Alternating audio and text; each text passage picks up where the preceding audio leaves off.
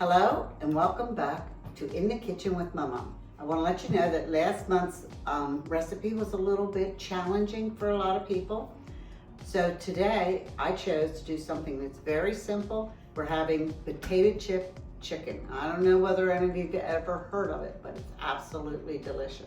We start out with some chicken breasts, and then I cut them the size that I want them to be. Some people like to make snacks out of them. And if you do, you cut your chicken in like little nuggets, your chicken breast. I usually make them for dinner, believe it or not.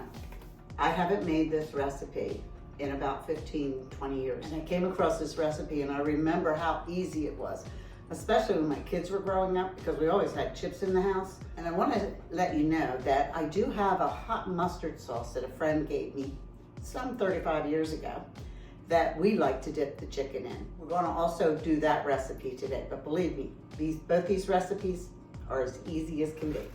I wanna mention that the hot mustard that we're gonna enjoy with the chicken today, I have to make that usually the day before.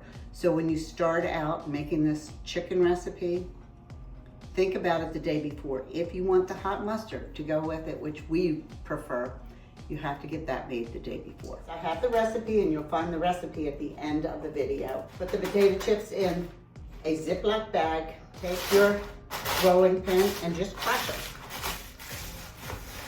So I have now rolled out my potato chips and crushed them. Sometimes when I'm doing them, I make too much chicken, I have to do it again, but you'll be able to tell, okay? Some people like them finer. I like a little big pieces in them every now and then, so I'll take an egg, one egg, and you can break it in here because there's nothing else in here that you're putting it in, and you can check for shells. Usually when I'm working with raw meat, I like to wear gloves.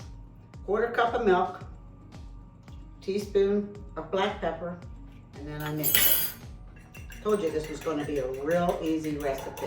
Just make sure this is well integrated. It's a typical milk egg mixture. So now the next step that I do is I put a couple pieces of chicken on the plate, and I put a little bit of flour on it. Not a whole lot, just a little bit, okay? And I just roll it around in here. It just gives it some substance when you put it and you dredge it through the egg mixture. Notice I have my pan all prepared. I use parchment paper. Take your chicken. Now this is about the size I use when I'm serving it for dinner. And your cooking time will vary according to how big you make your chicken pieces. Okay, I took the breast and I just cut them in half. So I'm gonna put the chicken in here, turn it over a couple times, let it drip off. And then I'm gonna put it in the potato chip mixture. And just like I would do if it was breadcrumbs, I just mix it around. Take my tongs, pull the chicken out, and lay it on the pan. So when I finish doing my chicken, just hang in there and I'll be right back. Okay, so here's my last one. I'm gonna get ready and do this one. But one thing I do want to mention that I think I forgot to mention in the very beginning, I use, and I always did use, regular potato chips. Doesn't mean you can't use ripple potato chips. You can use barbecue potato chips, anything to your liking.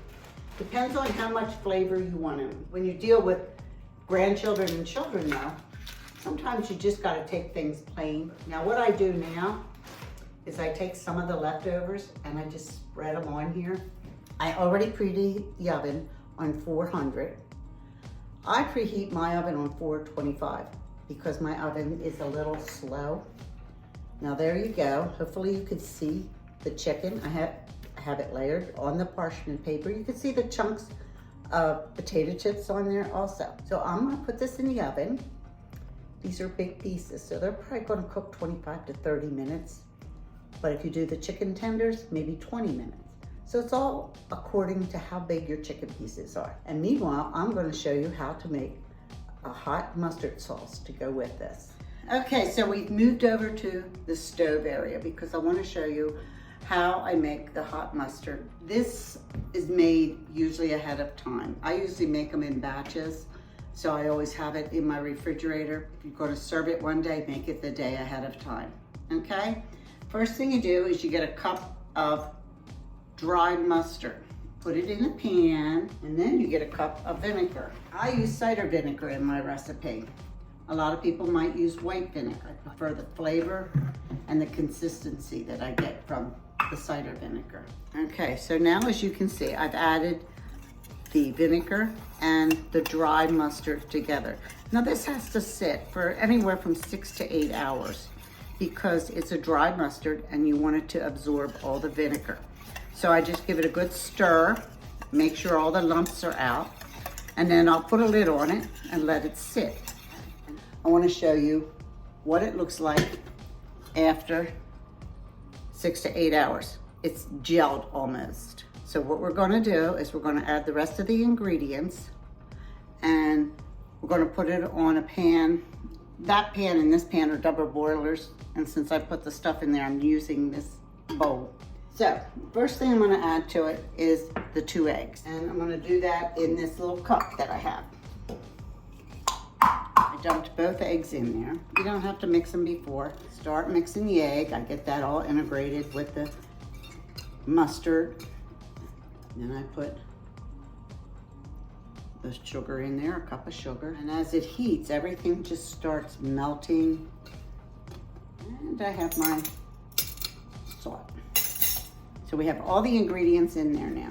And what I'm waiting for is the water in the pot to start boiling. And then once it starts boiling, I turn it down and just every couple of minutes stir this for about 15-20 minutes. Here we are back with our chicken is complete. You can see the little pieces of chips in there and all. It's very delicious.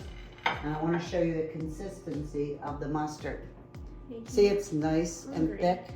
And I called in my camera person because I felt we needed somebody that was objective other than me, because see, I love the recipe. So I'm gonna give you a piece and then. Can I have that piece? Oh, of course. Thank you. There you go. And I just want to tell you this hot mustard, what else it is good for? It is good for pretzels. Anything, really. Pretzels, cheese, pepperoni, crackers. Sometimes we just dip crackers in it. I'm gonna let you try it before I try it because I want an honest opinion. Okay. And I want our viewers to have an honest opinion. Okay. Now it might be a little hot or on the floor. You're dropping it. It's good. Is it good? It's delicious. Isn't it? Mm-hmm. This is my granddaughter, Gabriella. And Hello. and that shows you how long it's been since I've made it. I don't think I've made it since you've I've never had this. So this is a recipe. I dug this out from old files, believe me. From the archives. Yes, that's a good way of putting it. So thank you for joining us today. And Ella, thank you You are welcome. for all Thank you you. do. And I hope you enjoy eating that chicken. I am enjoying it. This is one of our simple recipes. Please try this at home. Share, like, also comment on the video, okay? And subscribe. And we'll see you next month, April 20th, just right around Easter time. Maybe I'll have something that we can have for Easter. Have a good one. Thank you for joining us. Bye.